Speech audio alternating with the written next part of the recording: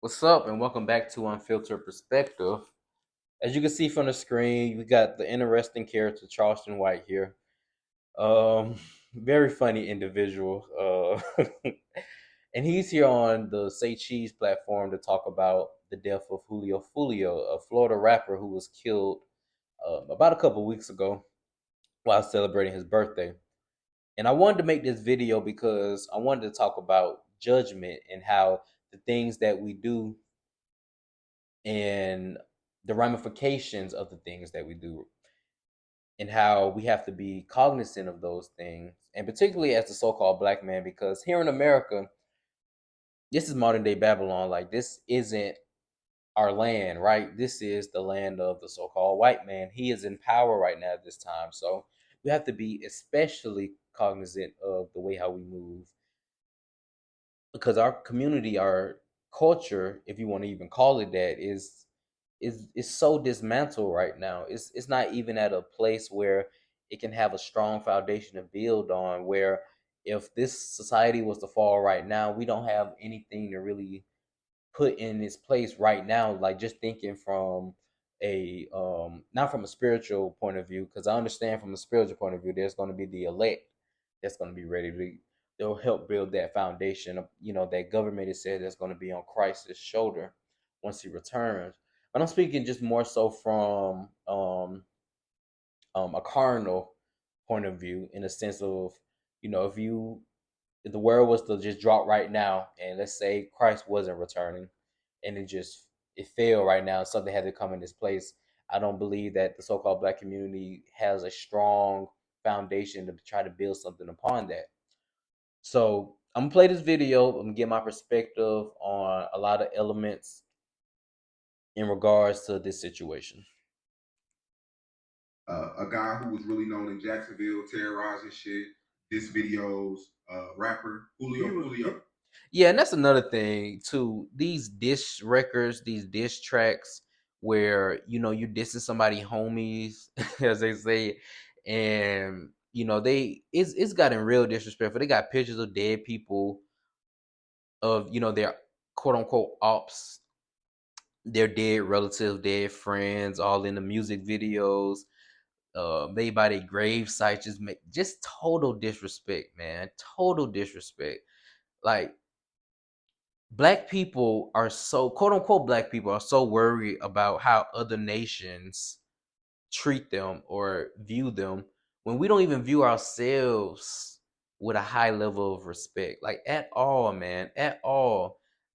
Even on a small scale, i've I've experienced it myself, where a certain so-called black man may look at you, with a certain look, like they trying to size you up, you know what I mean? But at the same time, black people act as if, we got to stay on code all the time with quote unquote white people, because white people act a certain way and white people gonna treat us this way, when we don't even respect ourselves, man. It's a shame. Demon. He was a real demon, and he professed to be a demon. He himself said he was a demon. He said it out his mouth. Didn't y'all hear songs and shit? I went back and listened to that boy. I listened to the lyrics. Hell yeah, he would say that on Demon Time. Yeah, hell yeah, man. Shit, yeah, he said. In a lot of these rappers and a lot of these songs, people talk about being demons and being on demon time. And that's, being on demon time is a phrase that has entered the lexicon of many people nowadays. And that just shows where this society is moving towards to, because it's moving towards just the taking in of a lot of these demonic spirits, because it's like the open acceptance of this type of energy, and praising it, and being proud of having that energy. And it's something that shouldn't be praised at all. This is really a signifier of the downfall of this society, and the downfall of any people who choose to take that on as some type of badge of honor. Hmm. When you seen the news today, were you shocked? No. Shocked for what? The nigga. This nigga Chain say nigga nation. Oh man, this nigga crazy. Worked hard to get. Yeah, that nigga there. Yeah, no, that nigga there earned. It's like a motherfucker, go to school and study hard and end up becoming Dr. So and so. Cold lager, cold filtered, cold packaged. Coolers left. Choose chill. So you ain't surprised 10 years after graduation that Dow Nguyen became Dr. Nguyen. Yeah, yeah. So now, man, that nigga works hard. Just like them doctors work hard to get their doctor. That works hard to be a G nigga to get in the streets, my nigga. And yeah, nigga, hell yeah, he earned that. You and him have. Hey, that's why I say talk about judgment. And he hitting it right there, saying that he earned that. A lot of these guys, when you look at their music videos, when you listen to their lyrics, hey man, you reap what you sow. They've earned some of the things that happened to them, and them getting killed don't even be like the start of it. I mean, this rapper himself that I've seen, I think he was shot at least twice, like on two separate occasions. He was shot, and he of course he survived them both, and that was a blessing in itself at that moment. But you know, it's still a travesty. Like these people are they act as if they're at war with each other, and war over dumb things, man. Just very dumb, crazy things, man. But let's keep going. Previous back and forth, and now if you go look on YouTube now, people are commenting on that now, where you predicted something would happen. Yeah, you know why I said he was somebody go killing? Because he said he'll slap an old nigga. And not even about him slapping an old nigga. Anyone that put out bad, and they're going to get that back. So that wasn't even a crazy prediction from him to say that. I don't think there's nothing revelatory to him saying that, and that it actually came to fruition. That's I mean, you get what you sow. I keep repeating that because as simple as that phrase seemed, I mean, it's real life. It's real life. See, he was the first little rapping nigga like threatened to do something to me. And remember, I made a video, I think on here. I said, goddamn, man, they think I'm 53 years old. And they in their early 20s. So imagine these the little niggas, homie. Uh, these the little niggas uh that'll beat up the drunk old nigga at the store. Knowing he drunk. Yeah, homie, these are little kids that I used to. And with him saying that, a lot of these young men are troublesome, to be honest with you. And this goes into the fathers not being in the household. We have to do a better job with maintaining the household as men. We have to do a better job of um being over our sons and being in the household. I mean, if I was a better man, I would bet that either his father, he didn't have a dad, his dad wasn't around, or his dad was somewhere in jail, or his dad just didn't teach him shit. But I would go more so with the top two. I said either he just wasn't around, or he's in jail somewhere. And we see this situation happen time and time and time again. We have way bigger issues than just quote unquote police brutality, than just trying to be quote unquote equal to the white. We have way more issues to be dealing with in our society or in our culture, if you, like I said again, if you want to call it that. Stopping the projects from throwing the rocks at the bomb niggas. Nigga, y'all leave him alone, homie. Why y'all throwing rocks at him?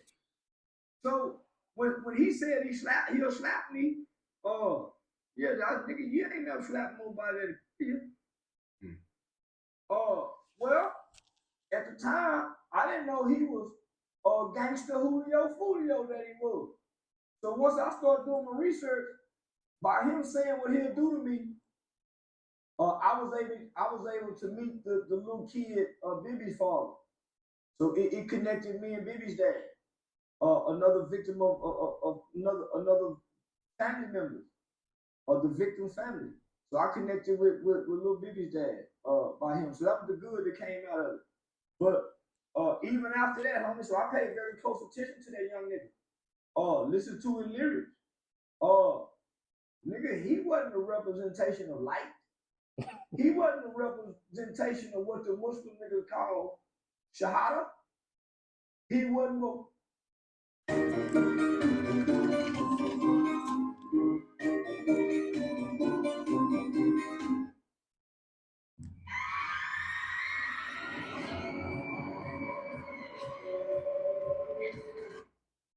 what we would call a nigga that can walk with Christ. He was a demonic, satanic figure. Yeah. And a lot of this may be shocking to hear for some people to hear, but he's not lying when he say that. He's not like look at these pictures, man.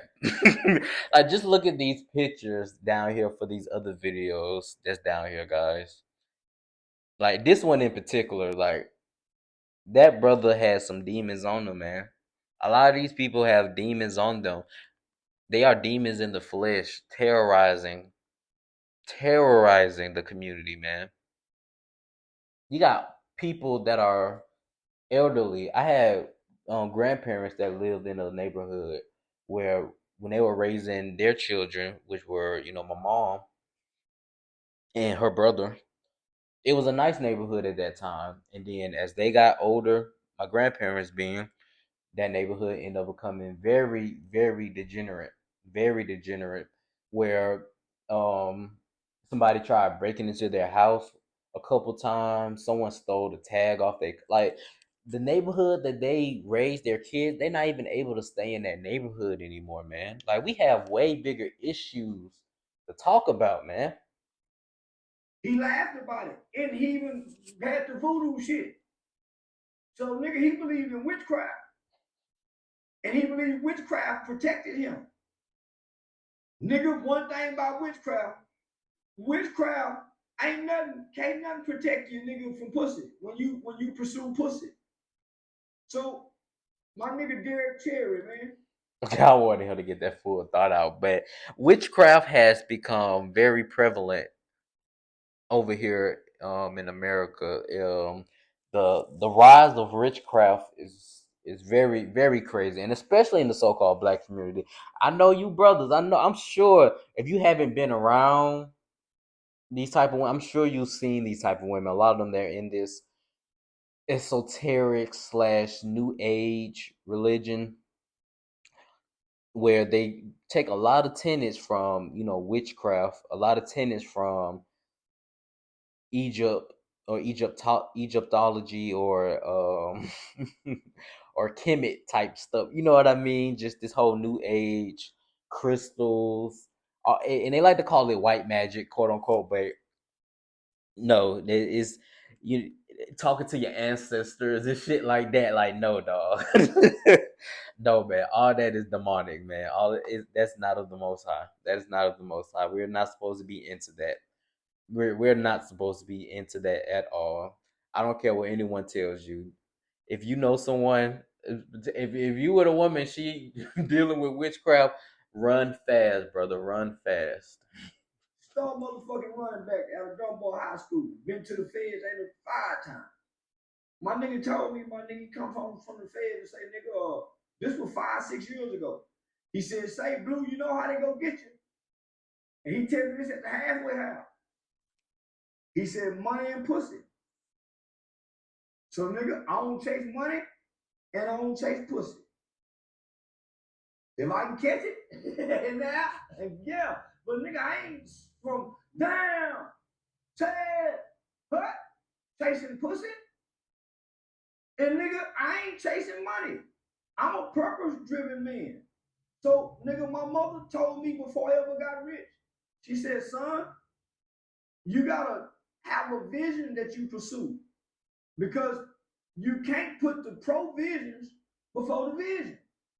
You gotta put the vision first, and then the provisions follow the visions. Well, what's the provisions? The money. Shit. So now, homie. So I Yeah, I like what the brother said right there when it talked to the purpose. Um, that's what we need to have. We need to be purpose driven. That's what we have to be. As long as, and again, as long as that purpose is within the realms of you're not breaking any laws, you're not breaking any laws of the Most High, you're not breaking any laws of the land, then yes, you need to be purpose driven. You, like you say, you don't need to be chasing money, you don't need to be chasing pussy. You, hell, you don't need to be chasing power, you don't need to be chasing prestige, you don't need to be chasing the want to be the want to being liked by other people. Like, no, you need to find out what you're gifted in, and whatever you're gifted in, you move in that direction, and you make that work. We have to be purpose driven. We have to be purpose driven, because anything else is gonna fail by the wayside. It's gonna fall by the wayside. So you have to. You got to have a purpose. And before I play this video again, that's another reason why a lot of these guys be doing what they're doing, with all this killing and stuff, with the no respect and no respect for themselves or other people, because they don't have a purpose. A lot of these people really do feel like crash outs because they feel as though they have nothing to live for. So, hey, if I gotta go and I'm finna go up in this spot and I'm finna shoot somebody up, it's a chance that I may die, but fuck it. I'm this is what I feel I gotta live for at this moment. Listen to that little nigga lyrics. And I watched his interviews. And when they give him that pirate nub, when they shot him last year, and not give him that ugly foot, nigga give him that platter foot. Nigga, he wasn't talking how a nigga supposed to talk. That done saw death as close as he done seen death. He like the nigga. How can I describe this nigga? He like the nigga on death row. They keep saying, Julio Foolio, tomorrow is your time to get electrocuted. And he wake up tomorrow, they give him his last meal. They walk him to the gas chamber. I mean, the electric chair, strap him down. Phone ring. He got another repeat. Say, man, it just said, hey, look, it's Laffy Taffy. It's fruity and satisfying. Oh, these niggas are naughty ass, man. Laffy Taffy, deliciously funny. See, they finna make my job hard with this editing shit. Save your life, man. Man, you think a nigga, man, you know what that can do? So he like the nigga who keep doing that and nothing changes about him. Nothing. You never soften up. You never say, man, whatever voodoo, witchcraft, doctor, God that's been protecting me, I submit. You don't do none of this, my nigga. Oh, yeah, nah, ain't no surprise to me, nigga, because I know you ain't walking with the light, my nigga. You can't be, nigga, where you done your people. Another thing that you said that stood out to a lot of people this morning was the Holiday Inn. Nigga, please. Nigga, Holiday Inn. Nigga, you might as well in the bushes. Now, this is the frivolous part of the conversation. I really don't care much about this part. I don't care if he was in a Holiday Inn, Best Western. I get what they saying. Like, you got all this money and you doing it, and you in damn Holiday Inn. Hey, man, wherever you want to have fun at, you want to have fun at. As a separate the bullshit that he in. If we just look at in a vacuum his mistakes, the brother should have never, like, if you got people coming after you, it's not wise to um post your location and then now you got people pulling up at your spot. And that's another thing. These guys, you know, they act as if, they just so strategic, and not even strategic. They're just so raw. Like, that's all to them, man. And that's another issue. A lot of these dudes, as I said earlier, I suspect that this man's father at the least was not in his life at all. So a lot of these dudes are trying to imitate masculinity, and they do that by all the raw and all that. But what they're really imitating is that single mother that's in a household with all that raw, all that emotions that they're emitting, just so quick to pop off on someone, so quick to be mad at people without using prudence. Like, these guys aren't using wisdom at all. That's why they always getting caught slipping. Like they be so dumb and then always trying to post everything on. I never got that posting everything on social media. I'm not that type of person. But just posting everything when you know it's people out here that want to kill you too, like bruh, come on, man. You gotta do better than that. You gotta do way better than that. The scriptures tell us a quick tempered person does foolish things, and the one who devises evil schemes is hated. I mean, that's Proverbs chapter 14, somewhere in the 16th, 17th verse. That quick temper, that's a sign of low, you know, a sign of not being able to deal with your emotions. That's a sign of you being very emotionally fragile. That anyone can get you off your square. Anyone can, in a sense, emotionally manipulate you. Because they know what trigger you, and you so quick to do that. And then even at the end of that verse, where it's talking about the one who devises evil schemes is hated. Well, I mean, why you think this guy has so much vitriol coming his way? You're devising these evil schemes on other people. Of course, that's gonna come back on you. Of course it is, man. That's why I named the video "Travesty or Judgment," because as the scripture says, I believe that's in First Corinthians, the ninth chapter. I believe I know it's in First Corinthians for sure. Whereas I keep repeating, you reap what you sow. You reap what you sow. So instead of just being so sad that these things are happening, and then we want to have this repass, and oh man, we gotta stop the violence, and like, bro, no, we need to change the mindsets. We need to change the honestly, the hood need to be killed off, man. To be honest with you, it just need to be deaded. It need to be deaded. It's no saving the hood. It's no saving the hood.